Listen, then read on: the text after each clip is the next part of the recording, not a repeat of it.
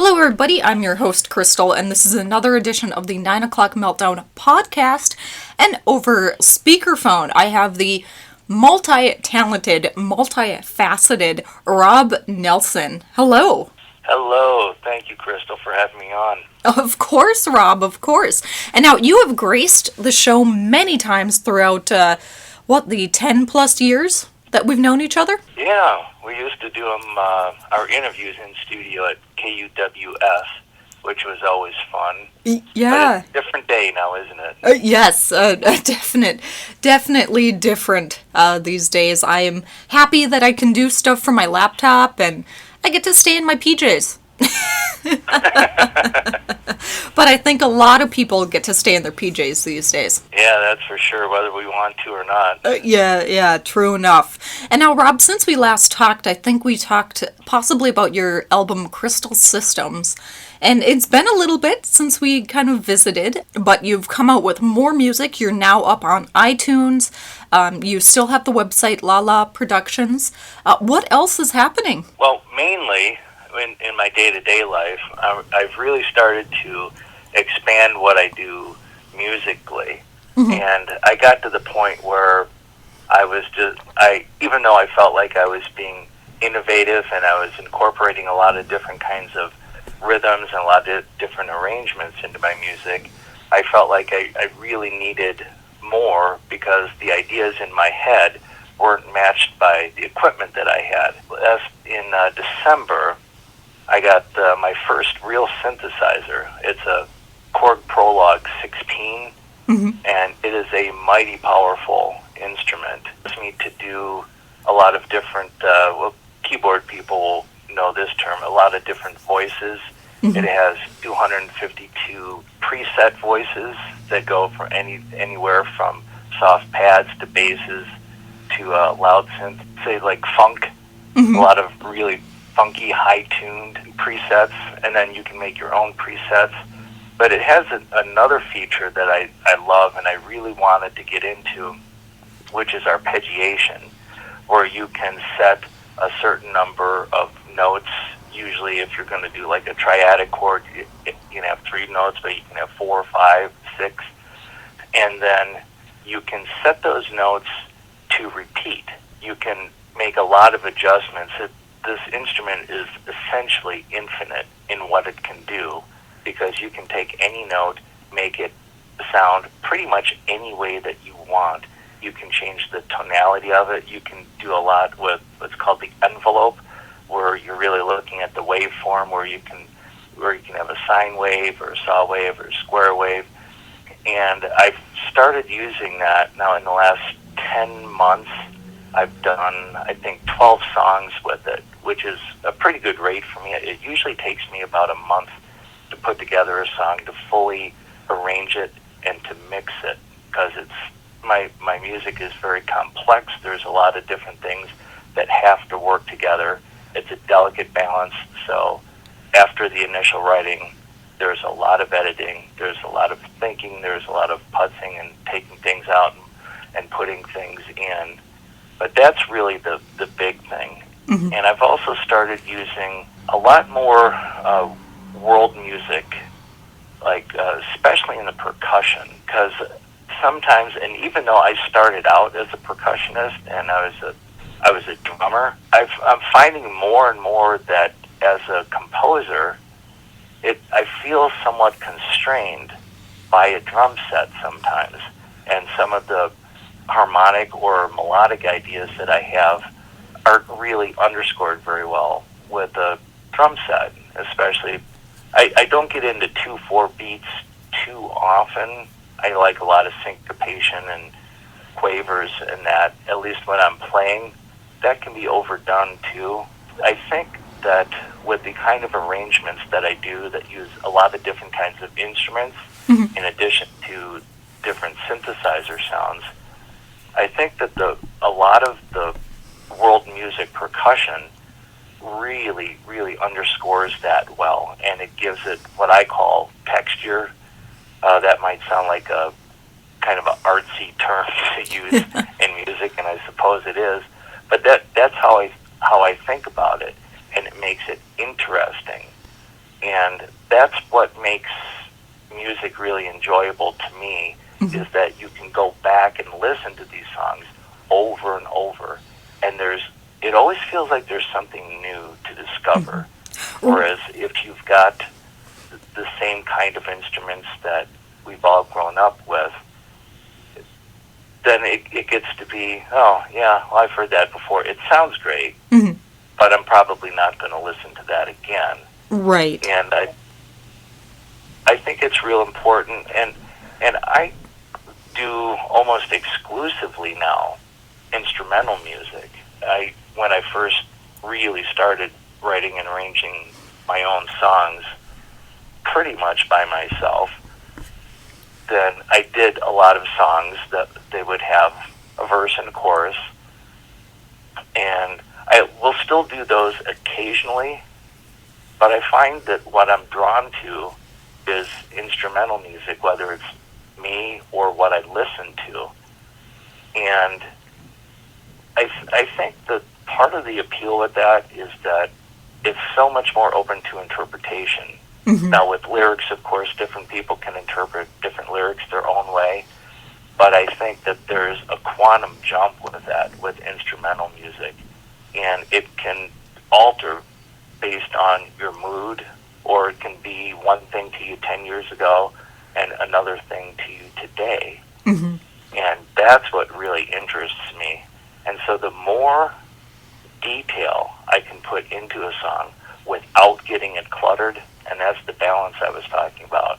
It's easy to overdo something, and one sound gets in the way of another sound, or you have a rhythm that's too complicated, then it's just not enjoyable.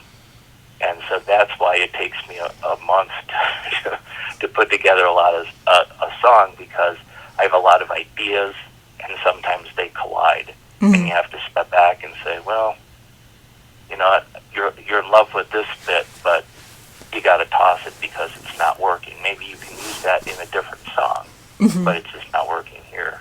Right. Kill Your Darlings comes to my mind. It's a great movie, but it's also a great phrase as well. I remember being in college and having my video professor just tell us, kill your babies. You can't fit everything into one scene. And that kind of sounds like what you're doing, Rob. You can't fit all of it into one song. And now when people listen to your music... Yeah, and that's really true. And I've come to think that there are some ideas that just simply don't work. Like if you have a melodic idea and sometimes it just doesn't work, it'll never work. But there are sometimes things that you know are good, and they just don't work in this particular song.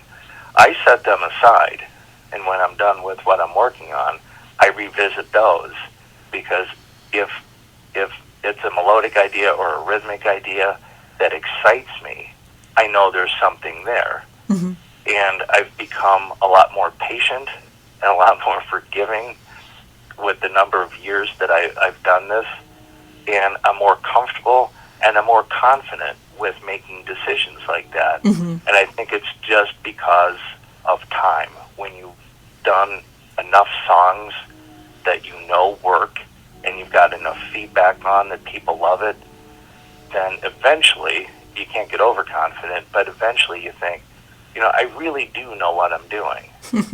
But you have to stick to your process, and you still have to be critical of yourself to know when those things don't work. But don't get down on yourself when that happens. Just say, well, I'll save that idea for another place. And I'm much, much less frustrated now than I was, say, 14 years ago when I really started doing this.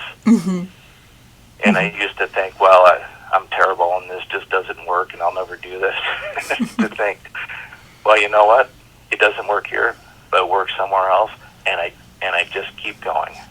Right. And I think at one point too, Rob, you had said that you've got like notebooks and floppy disks and things like that, just compiled of all these different riffs or different ideas. And you've kind of gone back and pulled some of those older ideas out into these newer songs. I have, and that's so much fun. So I've got like some clips that I've put together, that like things that I've recorded, and I just liked. And also, my partner Mike Milankovich, who does the lead guitar parts in the songs that have them, and does some rhythm guitar as well. When he got a new amplifier a few years ago, and he was messing around with the presets on the amplifier, and he was just coming up with different sounds on it. Mm-hmm. And then he sent me a few tracks of that where he would just experiment with these sounds, and it was nothing but these sounds.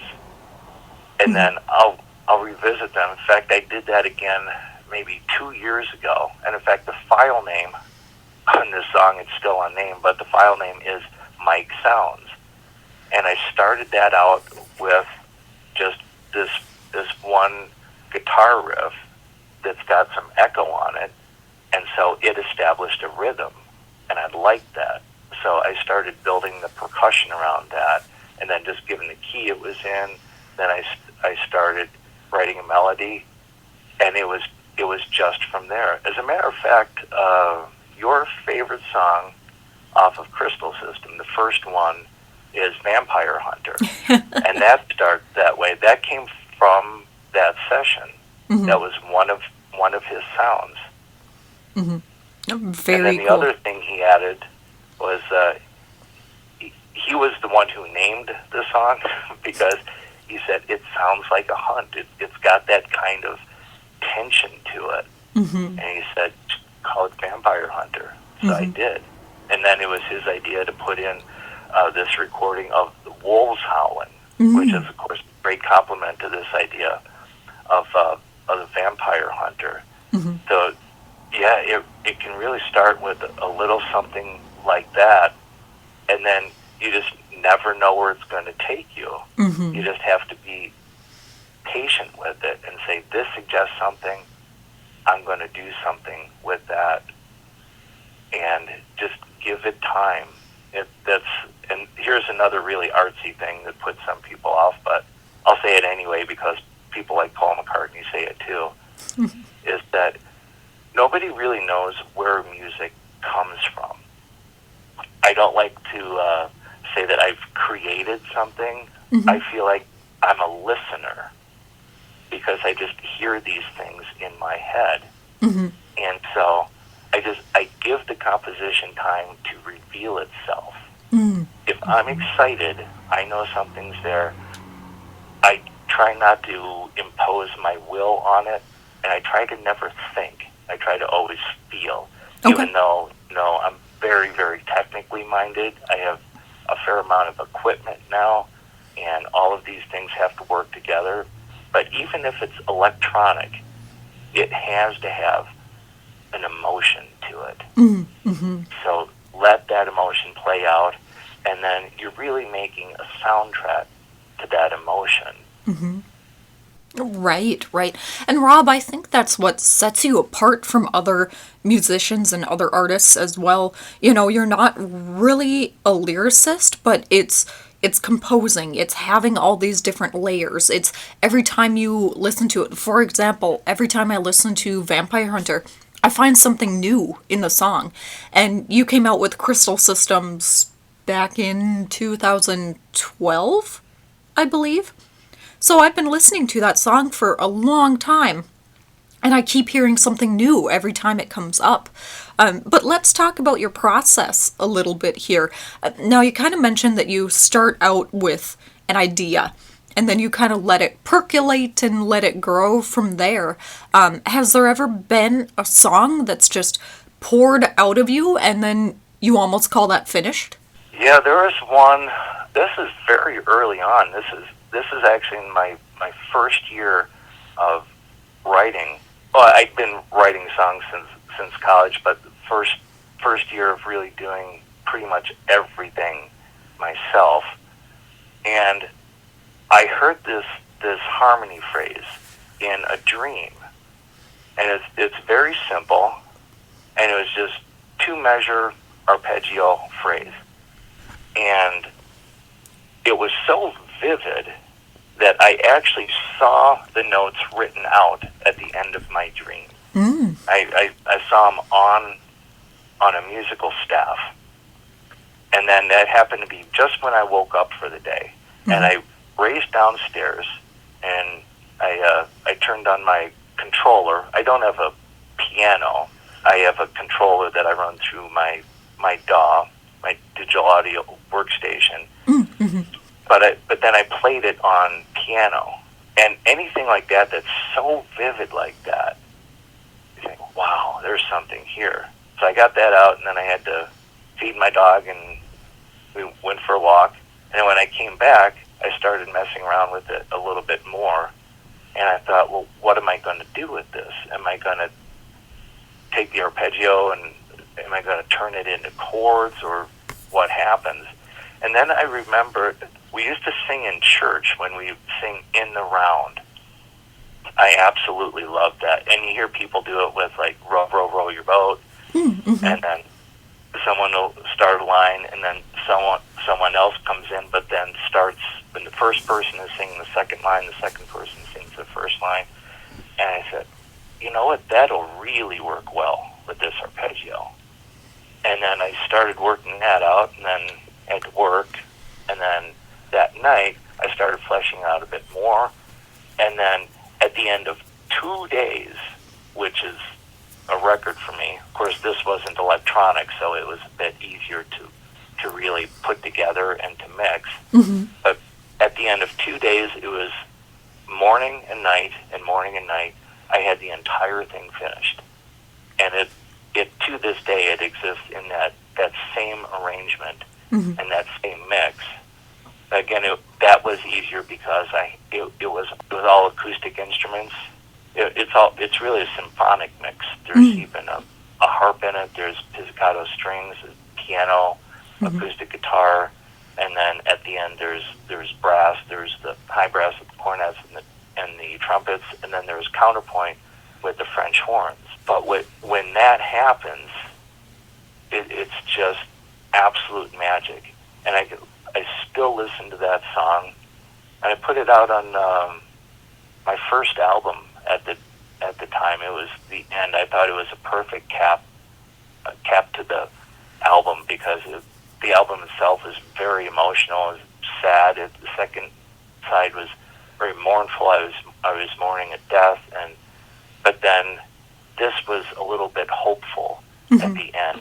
So yeah, there are times when it comes out like that. There are other times when you just know you have something there, and forever and ever, you just don't know what it is. In fact, that happened I did a sort of cover of Emerson, Lake and Palmer's really seminal piece, Tarkus, which is, now the original is in 7 movements, and I only really redid 2 of those movements. But I put together another set of world music rhythm with different drums, and in fact from different continents, from Africa and Australia and from India. Mm-hmm. And I layered those on top of each other, and I thought, oh man, this is so interesting. It's so evocative, but evocative of what I didn't know. And I listened to that about minute of that I'd put together once or twice a day for about 6 weeks. Sometimes it was frustrating because I thought, oh man, this is so good, but what is it? And then finally one day I listened to it, and oh my God, Tarkus. And I raced over to the internet and downloaded the sheet music, and I started doing it. And the thing was that they're so disparate because all of these different hand drums are really primitive. Mm-hmm. And they're as primitive as music gets. And then Tarkus was really the archetype for modern electronic music, to my mind anyway, because it was the convergence of electronics and virtuoso playing. Mm-hmm. And this is what Keith Emerson did as a virtuoso. So it was really, to me, the leap into modern electronic music. And it was coupled with the thing that was most primitive. Mm-hmm. And yet they work together. And when that light bulb went off, then I got the thing done within a week. Even though it's a complicated piece. The left hand figure is difficult to play, and then the right hand is fairly simple. But once you have that idea there, and I knew what the end of it was. As soon as I got past the very beginning, I knew how it was going to end, and usually I don't. Mm-hmm. And so that's a different end of the spectrum, really, for process. Mm-hmm. And so I try to not constrain myself as to what my process is going to be. I've done so many songs now that I know that the process is going to vary from piece to piece, and never try to impose a structure, because the music already has a structure. You just have to listen and hear what it is. Mm-hmm. Right, right. And Rob, I recall one of our other conversations in a previous interview we had done that your music is so different from the norm, really. I mean, even in, pop music or some of the more local musicians here in Duluth, that you're really set apart from everybody else. Was that something that you kind of tried to do, that you wanted to do, or is that just kind of how it flows?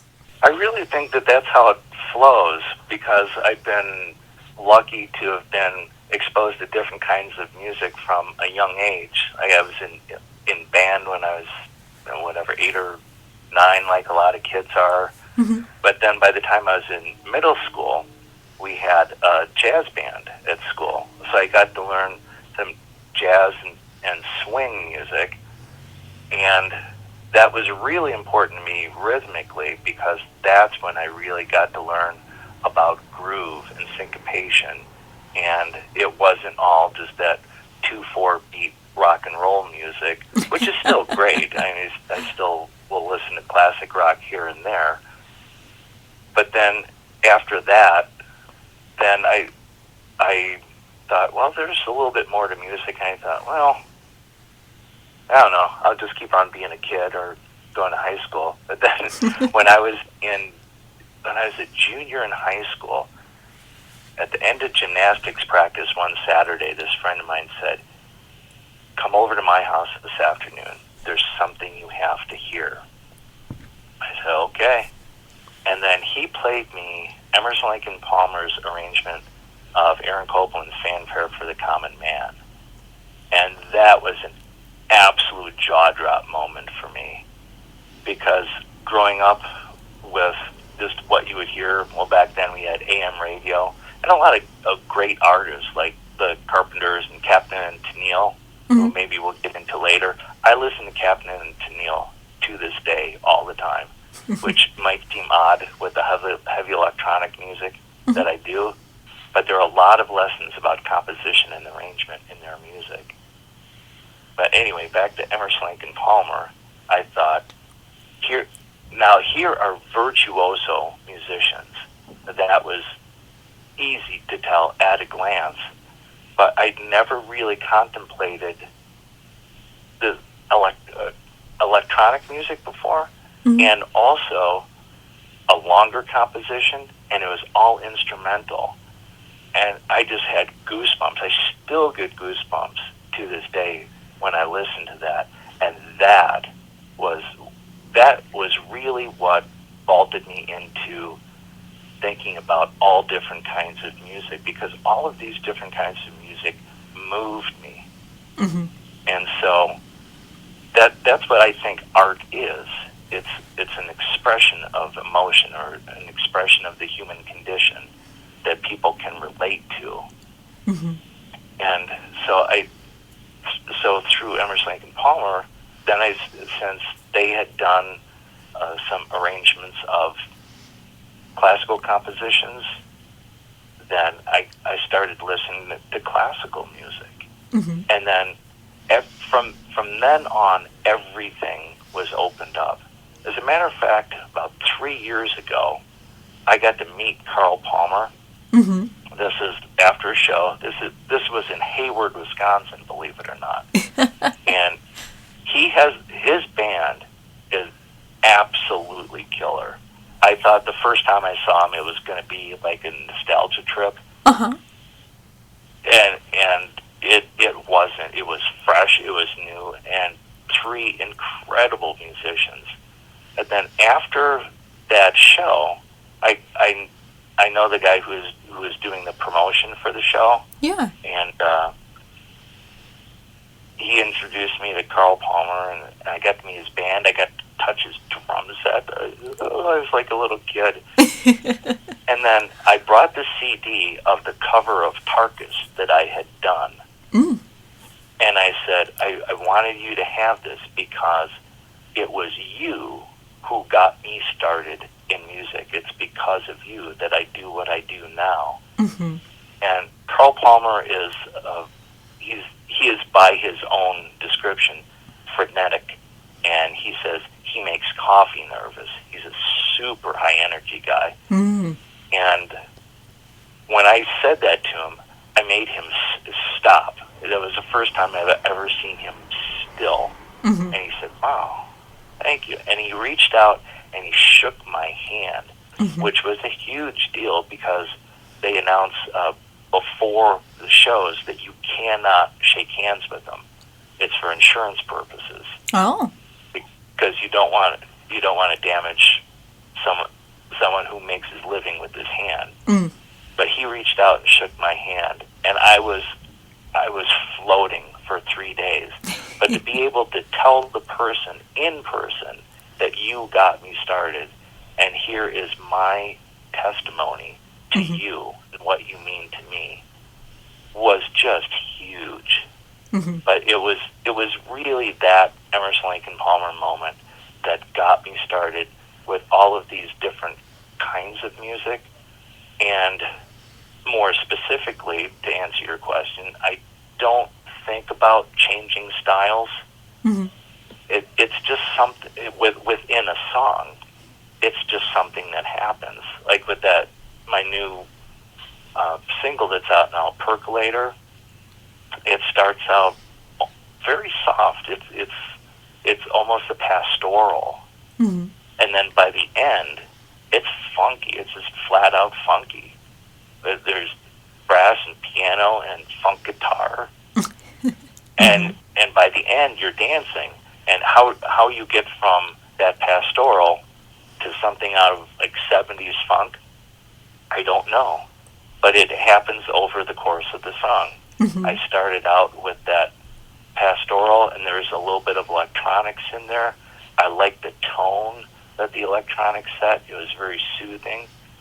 And as I just go, I do one section, then another section, another section. Mm-hmm. And if I stop to think about it, how I got from A to B to C, then it ruins it. In fact, you don't even want to. Right. You've got to let it happen. Mm-hmm. Mm-hmm. And, it's very, very different from anything in the Duluth Superior area. And it makes it difficult, too, like when you're uploading songs, you're asked for a genre. Pick a section. Mm-hmm. There's one genre here, one genre there. But then I believe they all flow. Mm-hmm. And if you can say that music makes sense, not that it's supposed to make sense, it's supposed to make you feel, but they do make a certain kind of sense. And mm-hmm. the only thing that I can attribute it to is that it's something I think about pretty much all day, every day, and so it's no surprise that these different ideas get blended into each other. And that's another thing that makes for interesting music. Mm-hmm. I like surprises. Right. And honestly, Rob, your music is full of surprises. I remember the first time I heard your music, you had stopped by KUWS, and at the time I was just a DJ there. I don't think I was music director yet. And you had stopped by, and we were sitting in the music library surrounded by albums and CDs on makeshift shelves, and we just sat and talked about what art truly is and kind of what you had to offer, and you were just, I think at the time you were trying to just get your album out on some airwaves. And then from there, I invited you back to the studio and we talked about it. And honestly, we've become fast friends from there. But yes, your music is so vast and has so many different parts. And one minute you'll be listening to 50s rockabilly, and then all of a sudden you'll just kind of smoothly transition into a little bit of jazz, and then maybe a little bit of classic. It is all over the map, but it all fits. And that's what makes it unique, and that's what makes it amazing. I mean, you truly are a composer and this really amazing artist, Rob. It's absolutely wonderful. But let's get into kind of the DIY ness of all the stuff that you do. I mean, you don't have a record label other than the one that you created. You don't have an agent. You just do what you do. And I think it's really cool to see that. And it's really awesome to see that career and music progress throughout the years. But kind of let's dive into the DIY side of things. Oh, yeah. That's something you could probably give me some lessons in. Well, first of all, thank you so much for that wonderful compliment. That was very kind. So let me catch my breath from that. Oh, yeah. But the DIY part of it is something that it's nice that it can be done. That you don't have to wait for a label, and in theory, at least, everyone has the same access to distribution, but we know in practice that it doesn't work that way. Now, of course, you just completed a course in music business with Berklee School of Music. I did, yes. And so that's where I know you can lend a hand to a lot of people. Well, but thank you. I wound up redoing all of my platforms just like late last year, because I had been using Google Music, and they had an artist hub, and then I could use that for distribution, and then for personal reasons I had to step away, not from composing, because I never stopped that, but I had to step away from the everyday DIY aspect of music for a little while. And then when I got back into it, to my surprise, the artist hub at Google Play went away. So I had to shop for everything over again. And it's difficult for all musicians, because now there's so many different outlets, and everyone is just clamoring for your attention, and you get email after email, and it really is difficult to sort out. So the first thing I did was I looked for distribution, which is a big thing, and I finally settled on DistroKid, DISTRO Kid.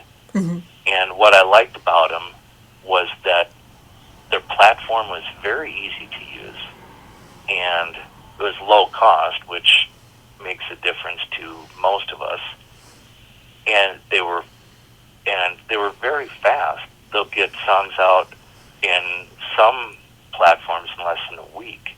Some of them take longer, and there's some overseas ones. And the overseas ones are really important to me too, just because I do instrumental music, which is really still not that big in America as it is in, especially in South America, Asia, and some in Europe as well.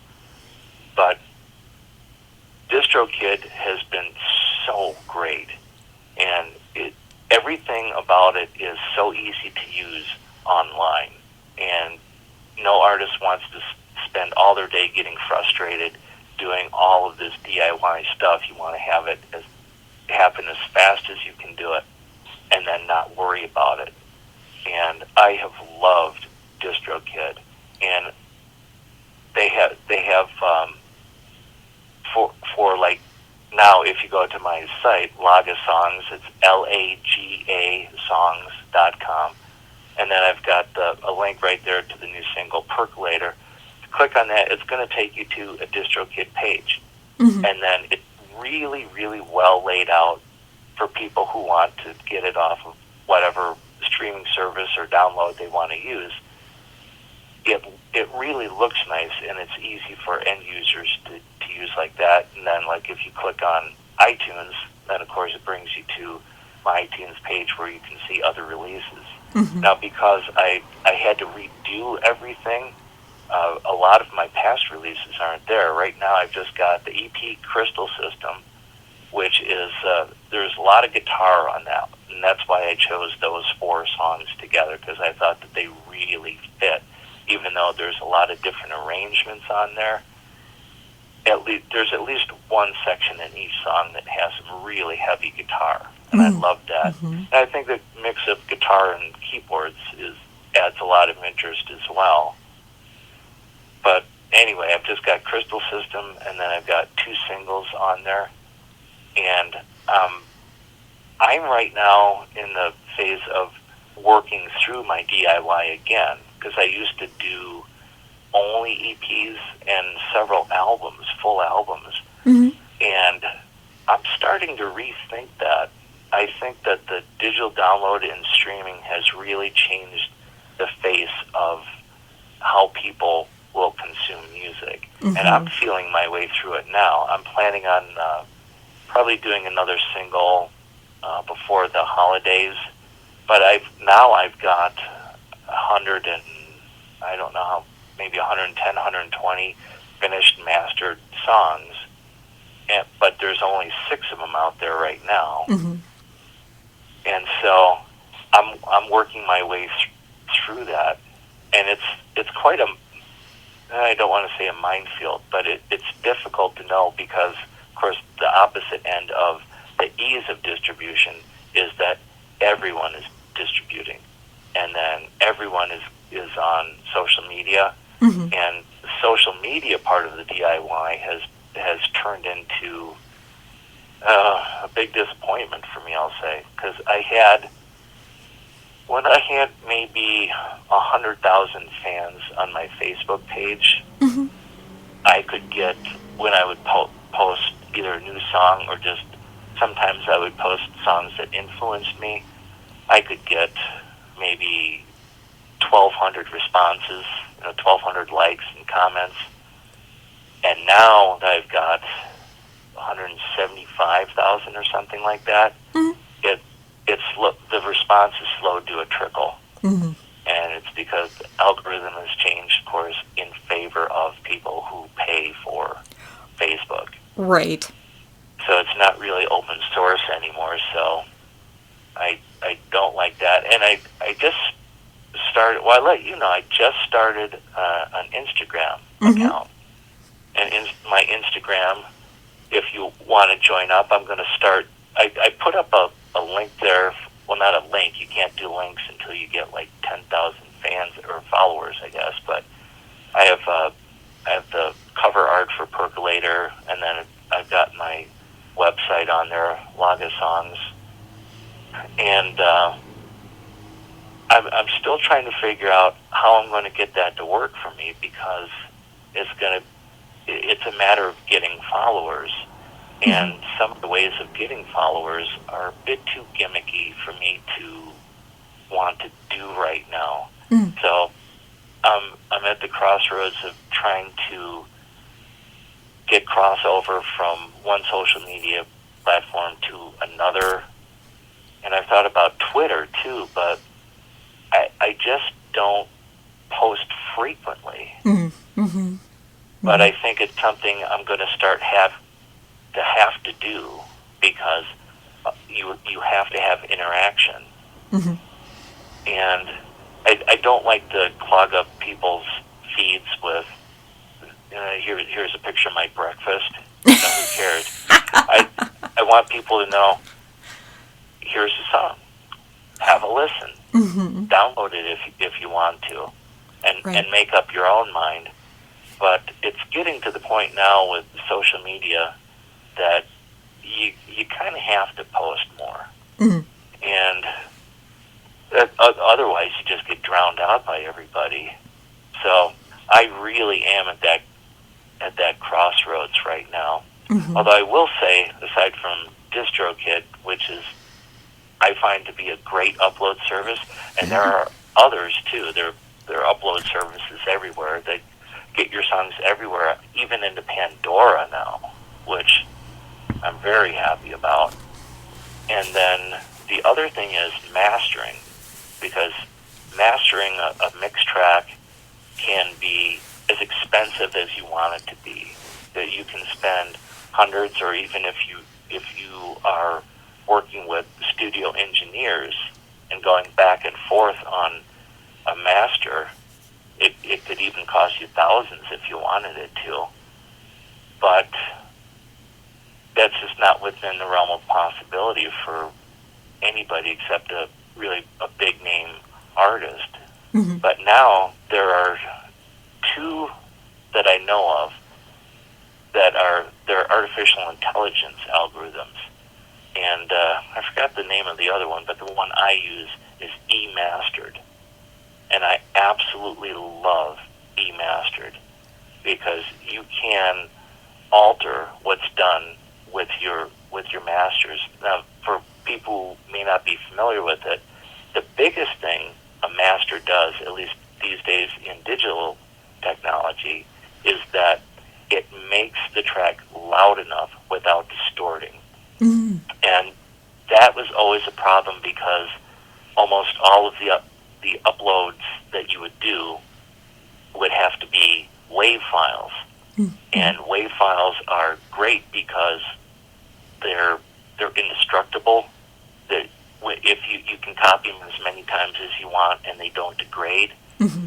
But if you get the volume up at all on any of the recording equipment that you use, then they distort terribly, Mm-hmm. high and low. Mm-hmm. And mastering takes care of that. Mastering can also do a lot of other things too. There's something called dithering, which I won't get into here, but I have that also in my digital workstation that I use. There's dithering there, and you can also do some stereo enhancement.